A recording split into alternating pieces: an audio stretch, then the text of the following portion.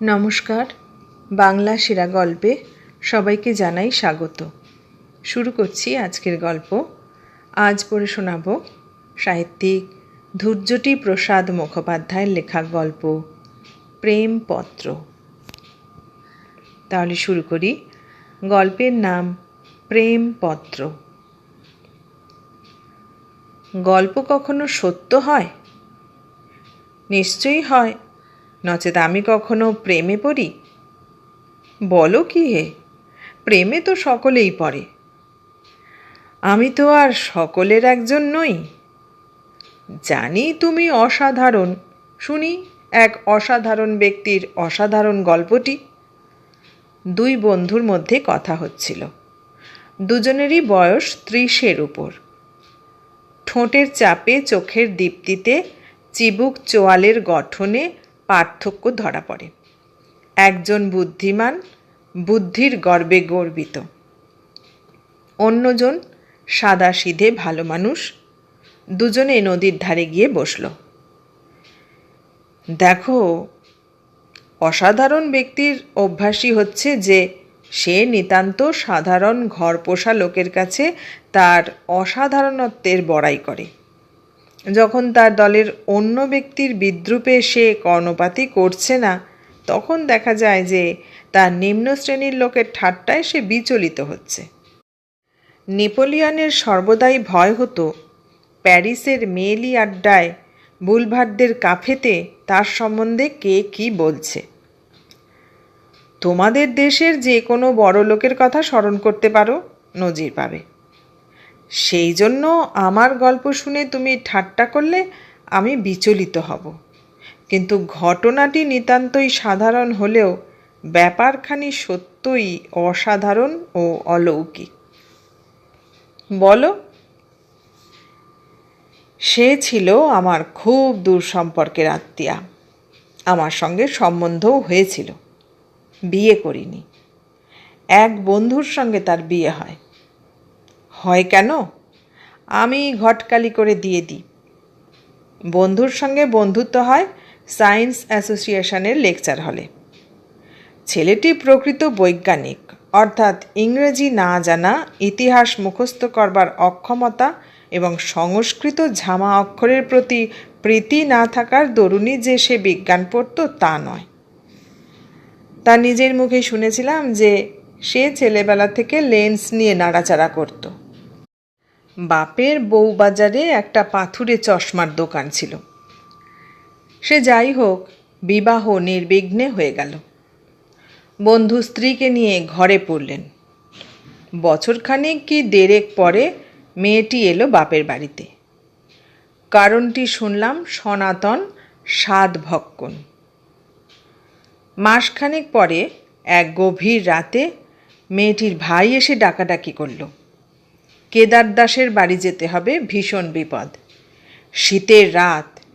যারা মূর্খ, যাদের স্বামী এমন মূর্খ, তাদের সাহায্য করাই পাপ, তাদের মরাই উচিত। হঠাৎ মনে পড়ল, কেদার দাসের এক অ্যাসিস্ট্যান্টের ছেলে তো আমার বন্ধু। বুক কোম্পানিতে আলাপ। ছেলেটার বাপের পয়সা আছে, নূতন বই কেনে। পড়ে কিনা জানি না। মেয়েটির ভাইকে একটা চিঠি দিতে সম্মত হলাম। ছোকরা কাঁদো কাঁদো হয়ে বললে, দাদা তুমি চলো, খুকি মরো মরো, সবই করেছ, আর একটু উপকার না হয় করলে। ওরকম কাকুতি করলে আমার আবার কেমন দুর্বলতা আসে, তাই গেলাম। সস্তার এক দায় ধরে নিয়ে এলাম। বাড়ি ঢুকতে যেন গাটা ছমছম করে উঠল। একটা গোঙানি কানে এলো। ছি, আগলি শুধু নয়, একেবারে ভালগার। হ্যাঁ, বুঝি ক্রিয়েটিভ ইভলিউশন লেখা হচ্ছে। বার্গসনের গোঙানি বোঝা যায়, কিন্তু এ কি? জীবজগতের সৃষ্টির মধ্যে সহজ ভাব কোথায়? সব বাধা বিঘ্ন, ইম্পেডিমেন্টসকে কনজিউম করলেই, পুড়িয়ে ফেললেই তো আলো শুভ্র হয়। যা সৃষ্টি হচ্ছে তার ভবিষ্যৎ তো জানাই আছে। সকালে শুনলাম একটা জড়পিণ্ড জন্মেছে ও তখনই শিশু মৃত্যুর ক্রমবর্ধমান হারকে শ্রদ্ধা জানিয়েই মারা গিয়েছে।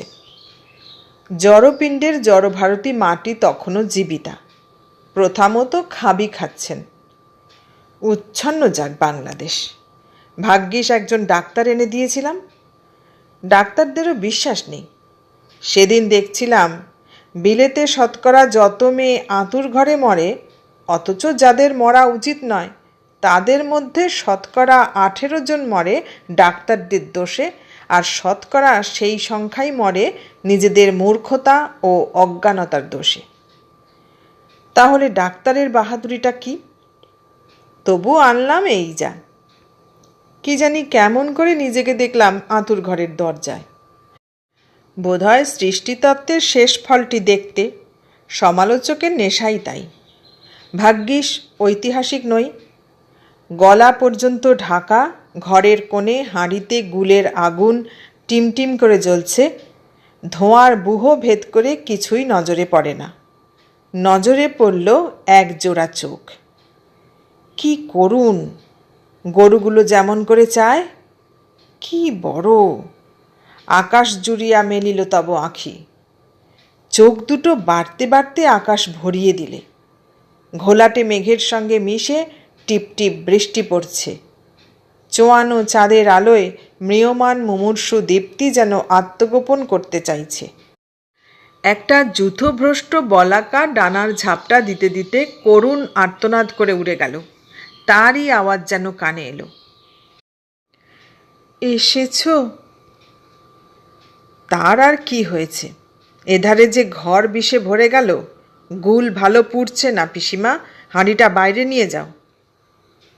বসো, মাথা ঘুরছে, কথা কইতে পারছি না। একটু কেমিস্ট্রি জানা ভালো। মেয়েদের রংটাও পরিষ্কার হয়, আত্মরক্ষাও হয়, সঙ্গে সঙ্গে দারিদ্র্যও দূর হয়। তোমার স্বামী আবার পদার্থবিজ্ঞানের অপদার্থ এমএসসি বুঝি? থুরি। কাল মরছিলাম, সে কি কষ্ট! 2 দিন পরেই ভুলে যাবে দিদি, কোনো কষ্ট কি ভয় থাকবে না। ভালো লাগলো না, চলে এলাম। সর্দাবিলের সর্দার সাহেব মহাত্মা গান্ধীর চেয়ে বড়, আরও বড় হতে পারতেন যদি সমাজরক্ষকের দল না থাকত। তারপর রোজই যাই। মেয়েদের কি অসাধারণ সেরে উঠবার ক্ষমতা! 1 মাসের মধ্যেই উঠে হেঁটে বেড়াতে আরম্ভ করল। বেশ গোলগাল ধরন, রং গৌর নয়, তবে কেমিস্ট্রির সাহায্য ব্যতিরেকেও চামড়া পাতলা ও মসৃণ। নাইবার সময় তুর্কি তোয়ালের দরকার হয় না। চোখের পালক সিগালের ডানার মতন। সে ডানা যেমন দেহের তুলনায় বড়, তেমন বড় চোখের পালকগুলো তার। চোখ ঢেকে বয়ে এসে গালের ওপর পড়েছে। স্বভাব মিষ্টি, চরিত্রে কিসের একটা সাম্য আছে। লোভের অভাবে বোধহয় চোখে মনে কিসের একটা শান্তি আছে। লম্বা ধরনের ছিপছিপে হলে নাউসিকার মতন হতে পারত। মোটের ওপর মন্দ নয়, ঢের বেশি সুন্দর মেয়ে দেখেছি ওর চেয়ে। রোজ যেতে হয়, রোজই কথা কই। মাঝে মাঝে চাল ভাজা মুড়ি খেতে ভালোই লাগে। গেলে কি যে করবে ঠিক পায় না, কিন্তু হাঁটে আস্তে আস্তে, চিরকালই তাই। মনে ভাবেন হয়তো থিয়েটারে রানীর মতন হাঁটাই আদর্শ হাঁটা নয়, বোধহয় জোরে হাঁটার শিক্ষায় বাঁধে। সংযম, কি যে সমাজের চাপ! কত বড় জগদ্দল পাথর বুকের ওপর চাপানো রয়েছে। হৃদয়ের গোপুরমে সংস্কারের পাহাড়। মেয়েটি দেখি একদিন এক মাসিক পত্রিকা পড়ছেন। খাঁটি অভিজাত কুলীন সাহিত্য, এক সংখ্যায় 3-3টি আইসিএসের লেখা ও গল্প। সাহিত্যের নামে শৌখিনত্বের স্নবিশনেসের প্রকাশ, সেও ভালো। একটু আলোচনার পর দেখি কেমন একটা সরলভাবে রসগ্রহণের ক্ষমতা আছে। তাকে বুঝিয়ে দিলাম সরলভাবে রসগ্রহণ করার মূল্য নেই। আদত কথা সমালোচনা শক্তি, তাকে অর্জন করতে হয় বিলেতি বই পড়ে, মার্জন করতে হয় শিক্ষিত সম্প্রদায়ের মুখে মতামত শুনে। আমি ভালো ভালো বই জোগাবার ভার নিলাম। মাঝে মাঝে শক্ত জায়গাগুলো বুঝিয়ে দিতাম। আর আমার মতামত ছাড়া আর কারুর মত শোনবার সুযোগ তার ছিল না। স্বামী তখন কম্পটন এফেক্ট নিয়ে ব্যস্ত। বেচারি সাহিত্যালোচনা কখনো করেনি। সে মাঝে মাঝে আসে আর জিজ্ঞাসা করে, দাদা, যতীন সেনের কবিতা নাকি ভালো? আমি কবির পেসিমিজমের ব্যাখ্যা করি। বলি, আমাদের বর্তমান সাহিত্যের অবস্থায় নতুন সুর বটে, কিন্তু দেশের ঐতিহ্য ও অন্যান্য অবস্থা দেখলে এই সুরই স্বাভাবিক মনে হয়। এতদিন বাজেনি কেন আশ্চর্য হই। আশ্চর্যান্বিত হবার ফলে হয়তো যতীন সেনের কবিতাকে একটু বড় করে দেখি। অবশ্য লেখেন ভালো। আমি দুঃখ রাগের জন্য রাগিনী শোনবার অপেক্ষায় বসে আছি, ইত্যাদি। মেয়েটি গালে হাত দিয়ে কখনো বাঁকা চোখে কখনো পালক নামিয়ে শোনে, বুঝতে চেষ্টা করে, কিন্তু ভুরু কোঁচকায় না। স্বামী নিজের মেশে চলে যায়, একটু আমার উপর কৃতজ্ঞ। কোনো দিন সেখান থেকে জলখাবার খেয়ে আসি, নিজে হাতে তৈরি করে। রান্নার হাত মন্দ নয়। তারপর মধ্যযুগ। সে যুগের শুধু করুণাটুকু ঘোড়ায় চড়া কিংবা তলোয়ার খেলা নয়, কেমন যেন আমেজ লাগে। আচ্ছা, মাথায় কি করুণা বাসা বাঁধে? মধ্যযুগের ধারণা ছিল করুণার পীঠস্থান পেটে। বেশ চিঁড়ে ভাজা খাওয়া যেত, চা ভালো হতো না, অত তাড়াতাড়ি জল গরম হয় না, এক চুমুক খেয়ে রেখে দিতাম, পরে শিখে নিলে। ঘরের কাজ ছেড়ে আমার কাজই করে। ঘরের আর কাজই বাকি। সেবা খাওয়ার মধ্যে একটা মধুর বিলাস আছে, প্রথম শরতের হাওয়ার মতন। অভ্যাসের বশে দাবি করবার প্রবৃত্তি এলো। অবশ্য এ ভাবটা ঠিক মধ্যযুগের নয়, তখন প্রেম ছিল কর্তব্য জ্ঞান। আর দাবি করবই বা না কেন? আমি না করলে আর কেউ করবে। আমার ধর্মও তাই, তার ধর্মও তাই। কথাটা সন্দীপ বলতে পারত নয়, কিন্তু সেও মক্ষীরানী নয়, আর স্বামীটিও নিখিলেশ ছিলেন না। আমার দাবি করবার অধিকারকে সে কেমন নীরবে, বিনা ওজোর আপত্তিতে, হাওয়া যেমন মানুষে টেনে নেয় সেই রকম সহজে মেনে নিলে। একটু খারাপ লাগত। অত অম্লান বদনে কেউ কিছু মেনে নিলে তাকে ভালো লাগতে পারে না, তাকে শুধু ব্যবহার করা যেতে পারে। হাজার হোক, সে তো পরস্ত্রী, আর পরের খেতেই ঝাল খেতে ভালো। আমার নিজের মানসী প্রতিমা সম্বন্ধে কোনো সুস্পষ্ট ধারণা নেই, কিন্তু পরের কী ধরনের হওয়া উচিত তা আমি জানি। পরস্ত্রী হবে যেন ধনুকের জ্যা, ছুঁলেই টং করে বাজবে, চাবুকের মতন চটপটে, লিকলিকে। না হলে মনে হয় যেন বর্ষাকালে 3 দিনের বাসি মুড়ি খাচ্ছি, তাও আবার ঘি দিয়ে। কিন্তু তবু অত নির্বিবাদে আমার দাবি গ্রহণ ও অত অকৃপণভাবে সে দাবি পূরণ দেখে দেখে মনে সন্দেহ হতে লাগলো। কেমন যেন নতুন নতুন ঠেকল। এই নতুনত্বের মোহই আমার চোখে ছানি টানলে। মোহটা কী ধরনের জানো? বাংলাদেশের পাড়া গাঁয়ে বর্ষাকাল শেষ হলে আশ্বিন কার্তিক মাসের ভোরবেলায় মায়াজমা দেখেছ? রোম সাম্রাজ্যের মতন দুর্ধর্ষ সাম্রাজ্য গেল কাম্পানার কবলে। আমার স্টোইসিজম কোন ছাড়! এর বিপক্ষে লড়াই করিনি, কিন্তু সাবধানী হইনি ভেবো না। চারধারের ডাঙা শুকনো রেখেছি, কোনো মশাকে ডিম পাড়তে দিইনি। নিজেকে মশারির ভেতর রেখেছি, নিম পাতা কুইনিন খেয়েছি, তবুও কোথা থেকে কামড়ে দিল। তাই মাঝে মাঝে হাত পা ঠান্ডা হয়ে কাঁপুনি আসতো। হৃদয়ের আবেষ্টন নিরস রাখবার প্রাণপণ চেষ্টা করেও, আকর্ষণের কোনো সুবিধা ও কারণ না ঘটতে দিয়েও, নিজেকে দূরে সরিয়ে রেখেও, সিনিসিজমের আবরণ সত্ত্বেও আমার সব পুরুষালী দাম্ভিকতাকে তার নীরব নারীত্ব ঠকঠক করে কাঁপিয়ে দিলে। কত কঠিন হয়েছি, কত বকেছি, কত নিষ্ঠুর নির্মমভাবে অবহেলা করেছি, কিন্তু কই, আমি তো এই দেখো না, তোমার কাছে জীবন কাহিনী বলছি। আগে কখনো ভাবতে পারতে যে আমি তোমার সঙ্গে বসে এ ধরনের কাব্যি করব? একদিন তাকে দাবি ও অধিকারের ইতিহাস ও মর্ম বোঝাতে লাগলাম। আদিম যুগ থেকে আরম্ভ করে বর্তমান যুগ পর্যন্ত কি ছিল কি হলো তারই ইতিহাস। সমাজতত্ত্ব মেয়েদের বোঝা উচিত। চুপ করে শুনলে, মাঝে মাঝে বড় বড় চোখ করে চায়, পালক ঝাঁপের মতো ওঠে পড়ে, নিঃশ্বাস প্রশ্বাস চলছে কিনা বোঝা যায় না, বুঝছে কিনা প্রমাণ পাই না। প্রশ্ন করে,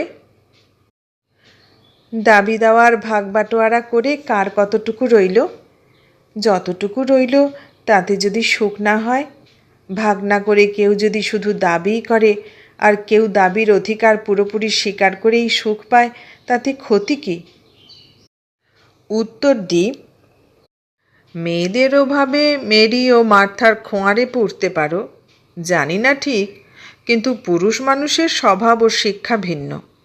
একই পুরুষ দিতেও জানে, নিতেও জানে। তোমার কি মনে হয়? কি জানি বলেই ভাঁড়ার ঘরে চলে যায়। তর্ক সে কখনো করতে শেখেনি। সব শিক্ষা বৃথা হয়েছে, ভস্মে ঘি ঢালা হয়েছে। সে কিছুই গ্রহণ করেনি, সে শুধু দিতে শিখেছে। আর একদিন তার বাড়ি গিয়েছি। সপ্তাহখানেক যেতে পারিনি। স্বামীর সঙ্গে কথাবার্তা হচ্ছে। আমি যেতেই বলে উঠল, যে লোক তিলের তেল আর নারকেল তেলের তফাৎ বোঝে না, তার বিজ্ঞান পড়ার মুখে ছাই। আমি আনতে বললাম গন্ধ তেল, আনা হলো বিশুদ্ধ নারকেল তৈল।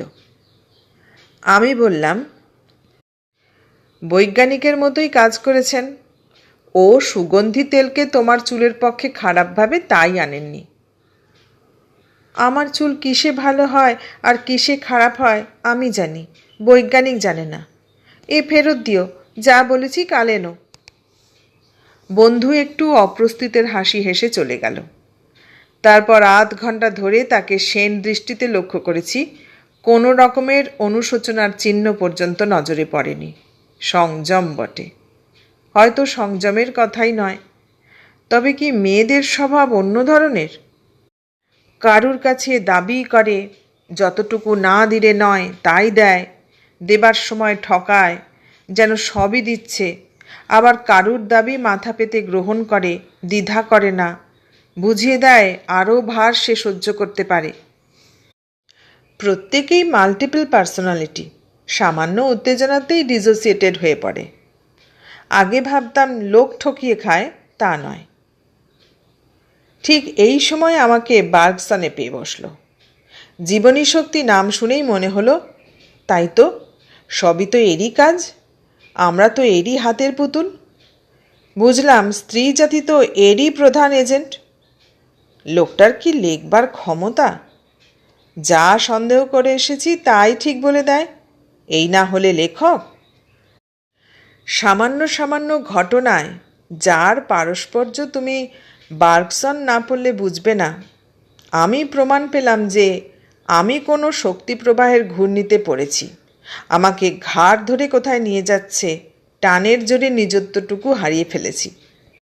বুদ্ধি গড়া নিজত্বটুকু অ্যালান পোয়ের গল্পের ঘূর্ণির মধ্যে নৌকার মতনই ভেঙে খান খান হয়ে গেল। আমি নিজেকে হারালাম। যেদিন বুঝলাম যে হাল আমার হাত থেকে খসে গিয়েছে, সেদিন আমার যুগপৎ লজ্জা ও দুঃখ এসেছিল বললে আশা করি বিশ্বাস করবে। না না, অত বিশ্বাস করে অপমান করো না। কি কুক্ষণেই বার্গসন পড়ি। জানো বোধ হয়, বার্গসনের শিষ্যবৃন্দ সিন্ডিকালিস্টরা, তাদের প্রধান কথা ডিরেক্ট অ্যাকশন। তাই একদিন তার দিকে সোজা চেয়ে বললাম, তোমাকে বেশ দেখাচ্ছে। চোখের পাতা নামিয়ে দিয়ে পায়ের আঙুলটা পর্যন্ত শাড়ির পাড় দিয়ে ঢেকে দিলে। বললাম, তা ভালো, পূব পশ্চিমের তফাৎ অনেক। আমার দিকে মুখ তুলে চাইলে। কেমন বাঁধো বাঁধো ঠেকল, আর কিছু বলতে পারলাম না। হঠাৎ উঠে পড়লাম। সিঁড়ি দিয়ে নামবার সময়ে ঘন গলায় বললাম, আর আমার এখানে আসা উচিত নয়। কি বড় চোখ তার, কালো তারা, পালকগুলো যেন চিনে কালিতে ডোবানো তুলির আঁশ। বুদ্ধির প্রভা তাতে নেই, শুধুই ভালো মানুষ, নিছক ভালো মানুষ। চোখ নিয়ে জন্মেছে তাই চায়। আবার গেলাম পরের দিনই। তাকে বললাম যে আমাকে আকর্ষণ করেছে, সে আকৃষ্ট হয়েছে কি না প্রশ্নের হ্যাঁ কি না সাফ উত্তর চাই। আমি আকৃষ্ট হয়েছি সে জানে কি না। নড়ে না চড়ে না নয়ন পাথার, নট নরণচরণ ঠকাস মার্বেল। তাহলে জানাই ভালো, nothing like facing the issue. এই হলো নতুন মনোবিজ্ঞানের কথা। আমি তার হাত ধরতেই উহ করে উঠল, হাতের নোয়া বেঁকে গিয়েছে। কথা হয় না, দাঁড়িয়ে শুধু কাঁপে। এই এক বিপদ। নিশ্চল হয়ে দাঁড়িয়ে থাকতে তার জুড়ি দেখিনি।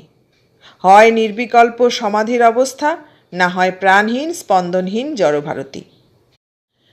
কথা ক, কথা ক, অমন করে দাঁড়িয়ে থেকো না। বলতে চোখ তুলে চাইলে, তারপরই ওয়াটার ওয়ার্কস। ভাবলাম সুবিধা বটে, কেননা নীরবতা কান্নার সঙ্গে মিশলে স্বীকারোক্তি কেন চুক্তিপত্র পর্যন্ত রেজিস্ট্রি হয়ে যায়। হলোও তাই। তারপর আর কি, সে আমাকে এক লম্বা চিঠি লিখলে। অমন লম্বা, অমন আবোল তাবোল, অমন ভাবপ্রবণতার রসে ডোবানো রসগোল্লা মার্কা চিঠি, অমন বোরিং লেখা এক বাংলা মাসিক পত্রিকা ছাড়া অন্য কোথাও পড়িনি। উচ্ছ্বাস, কেবলই উচ্ছ্বাস, একটু ন্যাকামি মেশানো। রেডিওতে নতুন ঢঙের যেন গজল গান শুনছি। বিবাহের পর স্ত্রীকে পড়তে দেব ভেবে চিঠিখানি অনেক দিন রেখে দিয়েছিলাম, সেদিন পুড়িয়ে ফেলেছি। চিঠির উত্তর দিইনি। বিকেলে যখন গেলাম তখন দেখে মনে হলো যেন সে ব্যক্তিই নয়। সুপারি কাটছে। এই শান্ত প্রকৃতির ঘরণী গৃহিণীর মধ্যে এত উচ্ছ্বাস ছিল। আগ্নেয়গিরির বুকে ছাইয়ের মতন। যাই হোক, সে ছাই উড়ে আমার আকাশকে রঙিন করলে। কতদিন পর্যন্ত মনের আকাশে যে সূর্যাস্তের সময় সে ছাই রঙের ভিয়ান বসাতো তাই ভেবে এখনও অবাক হই। স্মরণ আছে এখনও, না হলে তোমাকে গল্প বলি। যখন জিজ্ঞাসা করলাম, যা লিখেছ সব সত্যি, সে জবাব দিলে, হ্যাঁ সত্যি, সত্যির অর্ধেকেরও কম। আর বাকিটা সব মিছে? না, তাও সত্যি। আমাকে অনেক দিন থেকে বাসতে পারো, কিন্তু কত জন্ম ধরে বাসছ কি করে জানলে? জাতিস্বর? জানি। বিজ্ঞানে জানে না। রাইডার হ্যাগার্ডের গল্পটা বলেছিলাম, মনে হয় না তো? তবু জানি। পিকিং মুন্ডের যুগে না হয় সে আমাকে ভালোবাসতে পারত, তারও আগে। বরফের যুগে, তারও আগে, পৃথিবী যখন আগুনে টকবক করে ফুটত। তারই বুকের জ্বালায় বোধ হয় আমাকে দেখতে ভালো লাগে। কেন? সুন্দর বলে? জানি না। জানো বই কি, অনেকেরই চেহারা আমার বয়সে আমার চেয়ে ভালো ছিল। হয়তো ছিল। চিরকাল দাসী হয়ে সেবা করবে? তুমি কোন যুগের? এটা বিংশ শতাব্দী জানো। বিলেতে মেয়েরা সমগ্র স্ত্রী জাতির অধিকারের জন্য জেলে পর্যন্ত যাচ্ছেন জানো। কতবার না বলেছি, জেলে পর্যন্ত যেতে হবে তোমাদের। দাসীও হব, জেলেও যাব। সে কি করে হয়?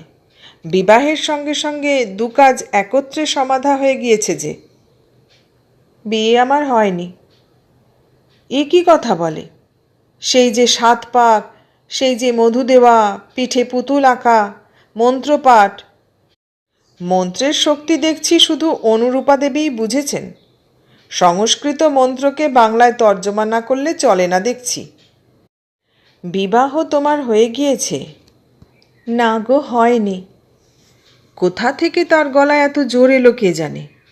পাথরের গায়ে কোঁদা অক্ষরের মতন প্রত্যেক অক্ষরটি স্থির, সুনিশ্চিত, কথার মধ্যে কোনো জড়তা নেই, সন্দেহের দোলন কি কম্পন নেই, ভাবালুতার লেশ পর্যন্ত নেই। এ কী করে হয়? আমাকে ওইভাবে চিঠি লিখলে কেন? এতদিনে কি ওই শিক্ষা হলো? বাকি ছিল প্রিয়তম প্রাণেশ্বরটুকু, আরও বেশি বানান ভুল, আর ৮-০৮ তোমারই দাসী। বাদ পড়ল কেন? তুমি আমাকে ব্যথা দিতে ভালোবাসো, এই তো তরুণদের ভাষা জানো, তবে কেন আত্মগোপন? ধরা দেবে না বলে? আমাকে খুঁজে নিতে হবে বলে? আচ্ছা, আর কখনো লিখব না। তোমার সব শিক্ষা বিফল হয়েছে। ঠিক বলেছ, ক্ষেত্র বোধহয় উর্বর ছিল না। আমি যে ও ছাড়া লিখতে জানি না। এতে অবশ্য তোমার বেশি দোষ নেই। অন্য সাহিত্যে প্রেমপত্র সব ছাপা হয় বড় বড় প্রেমিকের, হয়তো তারা বড়লোকই ছিল না। প্রেমপত্রের চয়নিকা সস্তা দামে বিক্রি হয়, সেজন্য সে দেশের প্রেমপত্রের সাধারণ স্ট্যান্ডার্ড অত উঁচু। রবিবাবু ভানুসিংহের পত্রাবলী ছাপিয়েই ক্ষান্ত হলেন, তাই দেশের এই দুর্দশা। তুমি কি করবে? কিন্তু মনে তৃপ্তি পেলাম না। ও দেশের প্রেমপত্র তো ঝোলা গুড়, কোনো দানা নেই, অথচ যারা লেখে তাদের চরিত্রের দৃঢ়তা ও কাজ করবার শক্তিও অদ্ভুত। তবে কি প্রেম নিবেদনের ভাষাই ওই? তাহলে সাহিত্যের ভাষা দুর্বল হলেও তার পিছনের ভাবটি সত্য হতে পারে। রূপ তাহলে কি? সেদিন এইসব প্রশ্নের বোঝা নিয়ে বাড়ি ফিরলাম, উত্তর পাইনি। কিন্তু আমার অগোচরে একটি ধারণা আমাকে ধরে বসল যে হয়তো এই মেয়েটি সত্য কথা কয়েছে, কিন্তু ভাষার দোষে তার ভাবটি বিকৃত হয়েছে। একদল মনোবৈজ্ঞানিক বলেন ভাষা থেকেই ভাবের সৃষ্টি হয়। সে কথা বোধহয় ঠিক নয়। ভাষার জোরে ভাবটি ভিন্ন রূপ ধারণ করতে পারে কিংবা বিকৃত হতে পারে। সে সত্য কথা বলেছে ধারণাটি যখন আমাকে ভূতের মতন পেয়ে বসল, তখন বুদ্ধির সব আগর গেল ভেঙে। হলাম বার্গসনের গোড়া শিষ্য। এই হলো আমার অসাধারণ গল্প। আমার মতন লোকের ছোটোখাটো মানসিক ঘটনাও অসাধারণ। আমার বার্গসনে বিশ্বাস। আমার পক্ষে স্ত্রীলোককে শিক্ষিত করবার প্রবৃত্তি, আমার পক্ষে রোমান্টিসিজমের হৃদয়বৃত্তির দাবি মানা। এসব যদি অসাধারণ ঘটনা না হয়, তাহলে আর কাকে অসাধারণ ঘটনা বলবে জানি না। বন্ধুটি বললেন, ও রকম খোসামত স্ত্রীলোকে করলে সকলেই বার্গসনের শিষ্য হতে পারে। তুমি আদত সিলি, তোমার বুদ্ধিবাদ সব পজ, চাল। সে মেয়েটি তার সহজ অনুভূতি দিয়ে তোমার পজ এক্সপোজ করেছিল। তুমি একটি আস্ত বোকা, ধরতেই পারোনি। অতি সহজেই মেয়েরা পুরুষের ফাঁকি ধরতে পারেন। মেয়েদের একটি বিশিষ্ট শক্তি আছে, যার জোরে তোমার বোকামি মাখানো কীর্তিকলাপ অবলীলাক্রমেই তোমার গৃহিণী ধরতে পারেন। কেমন? তোমার স্ত্রী জাতির ওপর যেরকম প্রগাঢ় বিশ্বাস, তাতে তোমাকে যে কোনো আশ্রমেই পাঠালে চলে। খুব বড় চেলা হবে হে, পরে মহন্ত পর্যন্ত উঠতে পারো। হয়তো তোমার ওপর অন্যায় করেছি। বার্নার্ড শ পড়ে হয়তো সেনিক হয়েছ, তাই ভাবছ মেয়েটি বোধহয় অতিশয় চালাক ছিল। চলো ওঠা যাক, আজ সন্ধ্যাটাই মাটি। তুমি যাও সত্যের সন্ধানে, আমি যাই স্বপ্নের রাজ্যে। বার্নার্ড শ পড়ো না হে, যদিও পড়ো তাঁর গুরু বার্গসন পড়ো না, বিপদে পড়বে। আচ্ছা, যদি এই নিয়ে একটা গল্প লিখি, তাহলে বার্গসনের বাহাদুরি নাম দিলে কি হয়? মন্দ হয় না, কিন্তু পোজ এক্সপোজড নাম আরও ভালো হয়। একই কথা।